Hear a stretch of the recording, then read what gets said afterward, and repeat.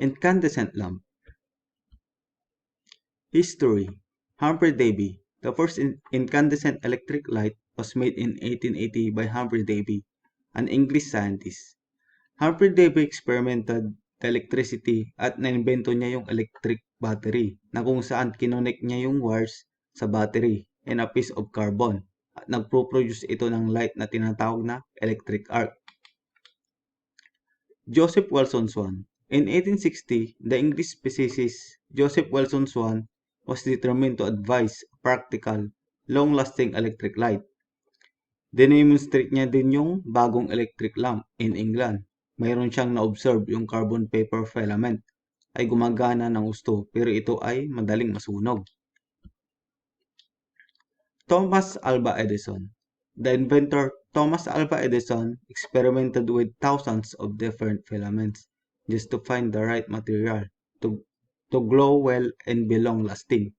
Si Edison ay mayroon siyang na-discover na ang carbon filament in oxygen-free bulb glowed at tumatagal ito ng 40 hours. Lewis Howard Lamiter. In 1881, he improved the light bulb by inventing a carbon filament. Si Latimer ay isang member ng Edison's research team na tinawag itong Edison's Pioneers. Si Latimer mayroon siyang method of manufacturing carbon filaments. Willis R. Whitney. In 1903, Whitney invented a treatment for the filament. Yung treatment na sinasabi niya dito ay hindi na magiging darken yung sa loob ng bulb as it glows. William David Collig. In 1910, William David Collig invented the tungsten filament, which lasted even longer than the older filament. Dito naman is inimprove niya lang yung filament, and that is how the incandescent bulb developed and revolutionized the world. Classifications of incandescent lamp. Incandescent lamp o tinatawag itong incandescent light globe dahil sa hugis nito ay karaniwang makikita ito sa residential area. Miniature lamp.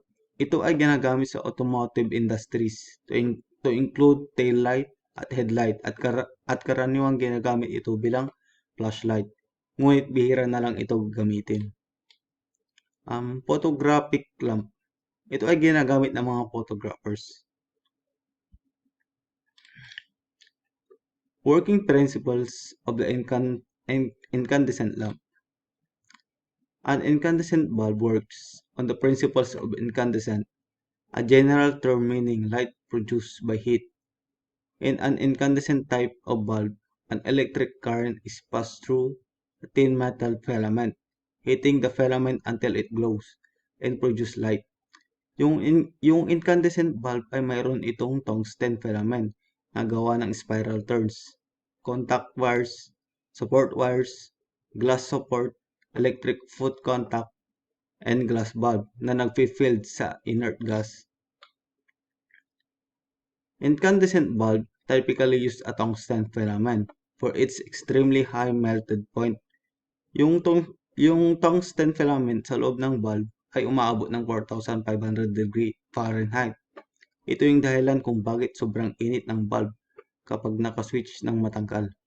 Yung glass enclosure dito ay nagpre-prevent ng oxygen in the air from reaching the hot filament. Kapag wala na yung glass na nagko-cover sa filament, maaring mag-overheat ito.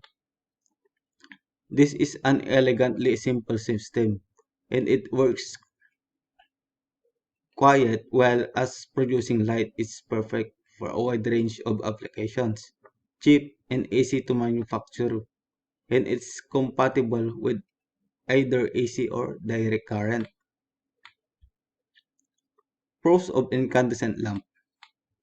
It is less expensive due to lower initial cost pero hindi ito pangmatagalan.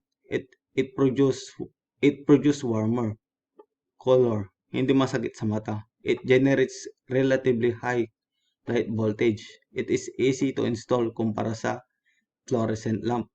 It can be switched on immediately and can be operated at normal voltage. Cons of incandescent lamp. It is energy inefficient kumbaga hindi quality yung lamp. It has a very short lamp lifetime. Almost 1,000 hours lang siya nagagamit. It is warm source of light. Kailangan pa ng aircon para hindi magdulot ng sobrang init. It generates low lumen per watt. Yung incandescent lamp, nagpo-produce lang ng 5 to 20 lumens per watt. Kaya mababa lang yung efficacy niya. Fluorescent lamp. History. Heinrich Gessler. In 1856, his work was the foundation for all the arc discharge lamps, including yung HID lamps.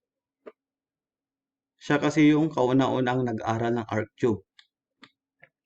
Alexandre Edmond Buckweller, first to use phosphor coating in 1859. Ito yung makikita sa glass discharge tube. Nikola Tesla and Thomas Edison developed early charge lamp in 1890s. Si Tesla, ginawa niya yung induction lamp at dinevelop niya yung kauna-unang high frequency ballast. And si Edison naman, he made a lamp that used X-rays. Daniel McFarland Moore developed the first commercial discharge lamp in 1895 na ginawa na Moore tube. Peter Cooper Hewitt, invention of practical mercury vapor lamps in 1901, an electric arc through mercury vapors in the bases. Edmund Germer, first modern lamp, mercury vapor with phosphors in 1926. It is a greenish color due to phosphor but had a short life. Albert W. Hall, improved electrodes and lamp physics research in 1927. Nag-research siya about sa plasma physics used in fluorescent lamp. Richard Taylor and George Mann. The first fluorescent lamp had real white phosphors and a long life in 1934. Sila yung kauna-una ang gumawa ng reliable fluorescent lamp, and the Mazda F lamp is the first lamp to solve. Edward E. Hammer invented the compact fluorescent lamp in 1976. Ito yung spiral shape na lamp. John M. Anderson improved fluorescent lamp in 1970s to 1980s. Gaya na lamang ng dimmable lamp or at short arc lamp. Classifications of fluorescent lamp. Regular fluorescent lamp. Huwis paaba siya at kadalasan ito ay ginagamit sa factories o kaya hallway. Compact fluorescent lamp. Ito ay spiral shape at halos kasing laki lang ito ng incandescent lamp. Working principles of the fluorescent lamp. When the switch is on, current cannot pass through the tube as gas is not a ionized condition. In order to ionize the gas, an initial high current 800 volts to 1000 volts is required for short interval across terminals. I started provide a path to complete a circuit. It switches on and off the current through the shock. As a result, a very high back EMF is formed between the ends of the shock and then BW, the ends of tube. It eats up the filament, which emits the electrons in the tube gas thermo-ionic emission. Within seconds, the current through filament interrupted, leaving full voltage applied between filaments at the ends of the tube. On excitation, the mercury atoms emits light at wavelength of 234 nanometer, which is deep ultraviolet. The color of emitting light is determined by phosphors. Sa number 1 picture, makikita natin yung filament electrodes ay umiinit at nag-glow siya ng red. The second picture is cathodes. Nagsisimula na itong i-ionize yung argon gas sa paligid niya at magkakaroon ito ng blink. The third picture, the cathode switches to the other side at makikita dito, the left side begins to ionize. The fourth picture is makikita natin na both sides are warm. The fifth picture, yung balas nagpro-provide ng high voltage na halos sinakop na ng buong tube to a high level of brightness. The last picture, kapag yung ultraviolet radiation na-hit niya yung phosphor, it makes it glow in that it was produced lights. Pros of fluorescent lamp. More energy efficient than incandescent lamp kasi nagpo-produce ito ng same amount of lumens using lesser energy. Longer operation lifespan. Halos 10 to 20 minutes longer kumpara sa incandescent lamp. Better light diffusion and distribution.